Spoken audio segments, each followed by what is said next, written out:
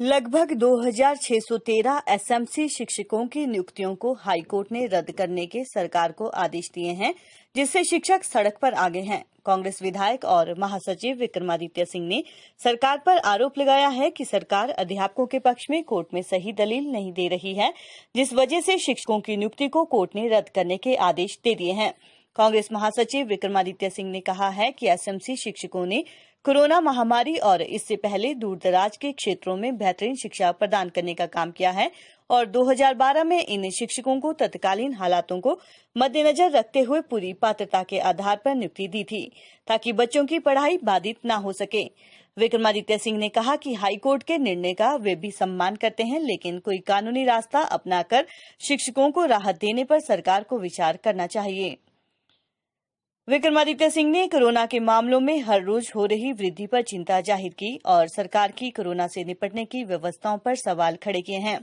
विक्रमादित्य सिंह ने कहा कि सरकार कोरोना के बढ़ते मामलों को रोकने का काम नहीं कर रही है, साथ बड़ी बड़ी जनसभाएं और कार्यक्रम आयोजित कर प्रदेश के लोगों के बीच सही संदेश नहीं दे रही है। सरकार को इस तरह के कार्यक्रमों को फिलहाल बंद करना चाहिए और कोरोना महामारी से बचने के लिए कदम उठाने चाहिए। हिमाचल प्रदेश के विश्वसनीय ज्वेलर भूषण ज्वेलर्स सोलन। नमस्कार। देश हाईकोर्ट द्वारा एक फैसला प्रदेश के जो 130 एसएमसी अध्यापक हैं उनके संदर्भ में जो आया है, उस विषय पर मैं आज आप लोगों के बीच में उपस्थित हुआ हूं और निश्चित तौर से जहां तक कोर्ट के फैसले की बात है, कोर्ट के निर्णय की बात है, उस पर हम कोई टिप्पणी नहीं करना चाहते क्योंकि ये मामला सब जुडिस है। मगर उसके साथ साथ जिस तरीके से उसमें हिमाचल प्रदेश सरकार द्वारा, उनके मुख्य अधिवक्ता द्वारा जो सरकार का पक्ष हाईकोर्ट में रखा गया और उसमें कहा गया कि जो एसएमसी अध्यापक प्रदेश में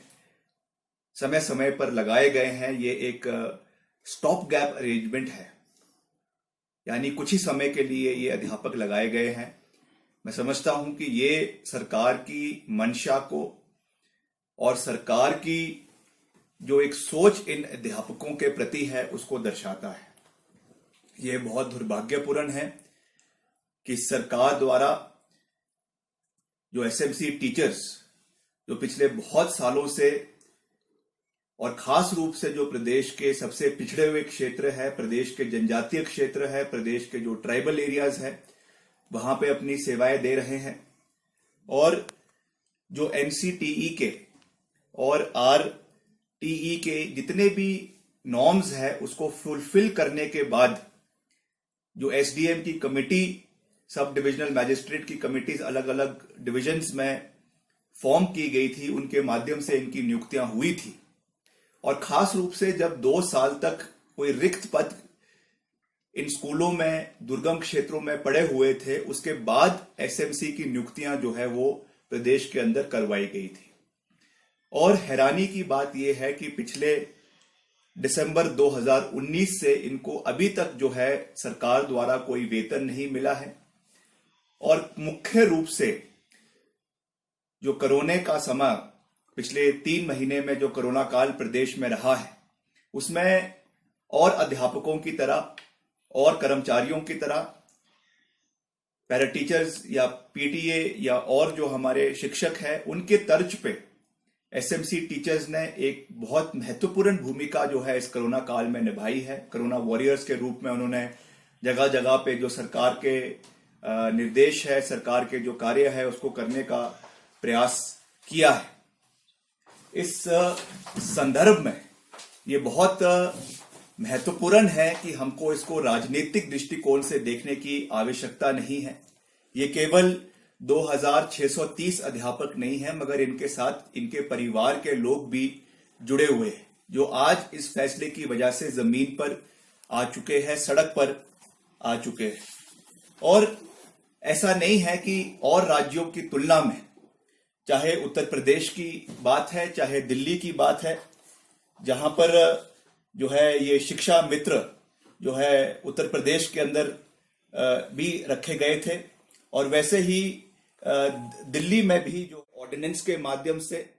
चाहे इस ऑर्डर को डबल बेंच में या सुप्रीम कोर्ट में एसएलपी के माध्यम से अपील कर कर जो है सरकार ने इसमें रिलीफ दिया है।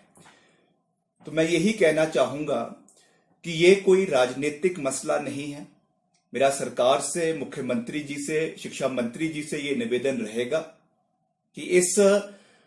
फैसले को और इस फैसले से जो कठिनाइयां इनको और इनके परिवारों को आई है उसको संदर्भ में रखते हुए, हमको राजनीति को पीछे रखते हुए, जो भी with in the legal ambit, with in the legal framework जो भी इसमें हो सकता है, वो हम जो हमारे सेक्रेटरी लॉ है गवर्नमेंट ऑफ हिमाचल प्रदेश के, एडवोकेट जनरल है, और सभी जो लीगल लुमिनरीज है वो आपस में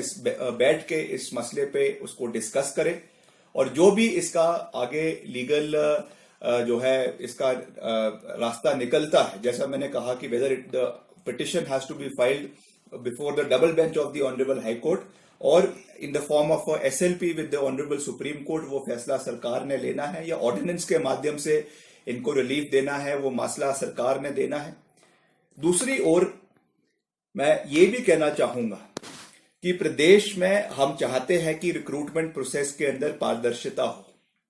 जो हमारा स्टेट सर्विस सिलेक्शन बोर्ड है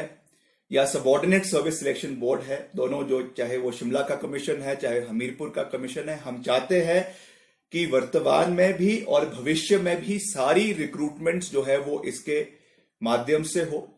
मगर जो एसएमसी की रिक्रूटमेंट्स हुई है, आप उसको इसके तुलना में नहीं देख सकते हैं। क्यों मैं ये बात कह रहा हूं? क्योंकि ये एडवर्स सर्कमस्टेंसेस में ये रिक्रूटमेंट्स प्रदेश के अंदर हुई है, जब 2 साल से वो पद जो है समय समय पर खाली पड़े हुए थे। खास रूप से जो रिमोट एरिया है, जो दुर्गम क्षेत्र है, वहां पे जो 2 साल से स्कूलों के पद खाली पड़े हुए थे, उस मद्देनजर जो है एसएमसी की रिक्रूटमेंट्स एसडीएम के माध्यम से उनका पैनल बना के की गई। और जैसा मैंने कहा, उसमें चाहे आपकी